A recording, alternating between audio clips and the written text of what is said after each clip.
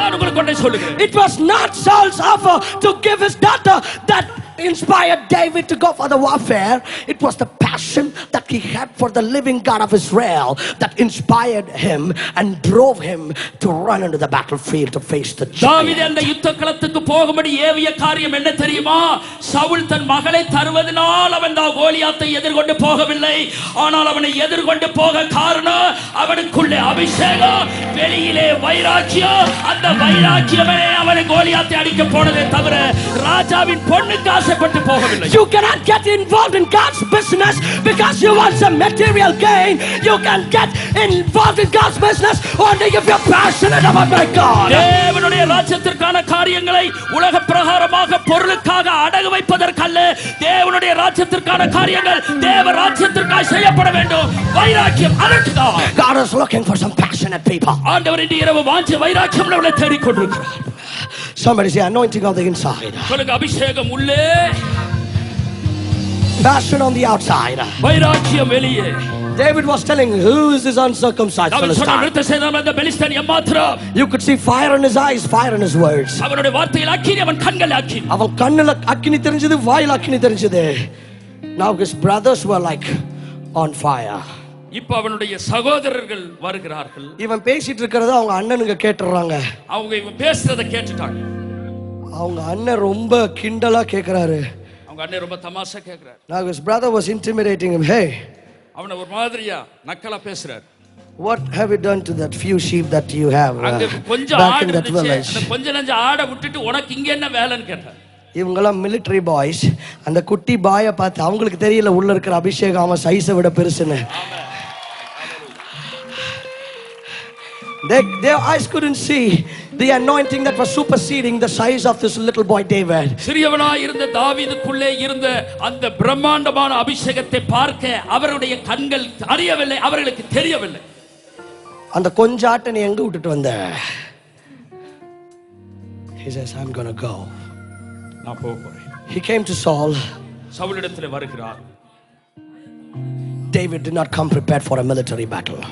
அங்கே நடந்த அந்த ராணுவ யுத்தத்துக்காக ஆயத்தமான நிலையில் தாவீது வரவில்லை. He haven't trained his muscles yet for military battle physically. அந்த ராணுவ தளவாடங்கள் யுத்த தளவாடங்களுக்கு வேண்டி தன் புயபலத்தை முறுக்கிக் கொண்டவன் வரவில்லை. But when he came there, God had already prepared a battlefield for him. அவன் யுத்த களத்திற்கு வந்தான். அவன் வரும் முன்னமே கர்த்தர் யுத்தத்தை அவனுக்காய் ஆயத்தப்படுத்தி வைத்து விட்டார்.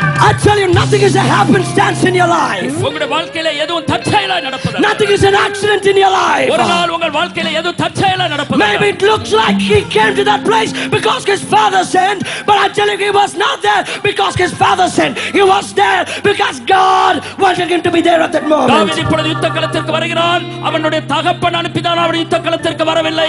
பரலோகத்தின் தேவன் அவனை அந்த இடத்திற்கு கொண்டு வருகிறார். அவரே அவனை அங்கே அனுப்பினார். Hallelujah. Sometimes you feel like certain circumstances have come by accident. சில வேளைகளில் உங்களுடைய வாழ்க்கையில் வருகிற சில சூழ்நிலைகள் ஏதோ தற்செயலாய் வந்தது போல இருக்கலாம். Sometimes you feel like you are put in a battlefield without preparation.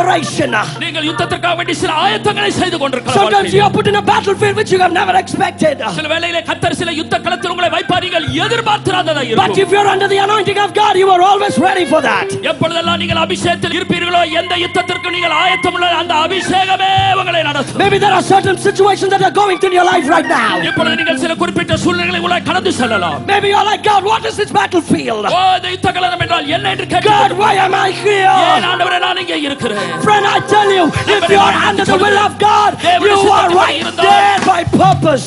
தேவன் ஒரு நோக்கத்தோடு திட்டத்தோடு தான் அங்கே உங்களை கொண்டு வந்திருக்கிறார் என்பதை உணர்ந்து கொள்ளுங்கள்.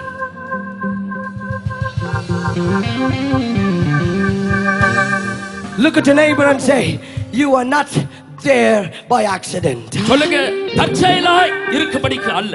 You are not facing that situation by accident. அவன் அந்த நெருக்கடியை எதிர்கொண்டு போவது தற்செயலாக காத்துவாக்கல நடந்த மாதிரி அல்ல. Maybe you are facing a position at your workplace. உங்களுடைய வேலை செய்கிற இடத்துல ஒரு சூழ்நிலை நீங்கள் சந்திக்கலாம். Maybe you are facing a position at your neighborhood. உங்களுக்கு பக்கத்துல உள்ளவர்களோடு உங்களுக்கு சில சங்கடங்களை சந்திக்கலாம். Maybe you are having different kinds of battlefield. வித்தியாசமான யுத்த களங்கள் இருக்கும். Oh my friend, but I tell you, your battlefield is not just an accident.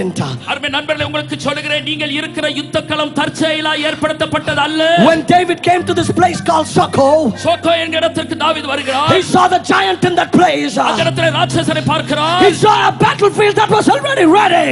ஏற்கனவே ஆயத்தமாக்கப்பட்டிருக்கிற யுத்த களத்தை தாவீது கண்டார். I tell you, Soko is not a happenstance. அங்க பாருங்கள், சோக்கோ என்பது தற்செயலா நடப்பதல்ல. Soko was the place which God had prepared for this little worshiping shepherd boy to be promoted one step further towards the throne. அங்க பாருங்கள், ஆடு மேய்க்கிற சிறியனாய் கர்த்தர் சோக்கோவிலே தாவீதை கொண்டு வந்தார். அங்கிருந்து அவரை ஆயத்தப்படுத்தினார். அங்கே இருப்பதற்கல்ல, சிங்காசனத்திலே ராஜாவாய் வருவதற்கு. சோக்கோவில் வைத்துதான் ஆண்டவர் அவனுடைய வாழ்க்கையில் அடுத்த கட்ட உயரத்துக்கு அவனை கொண்டு சென்றார்.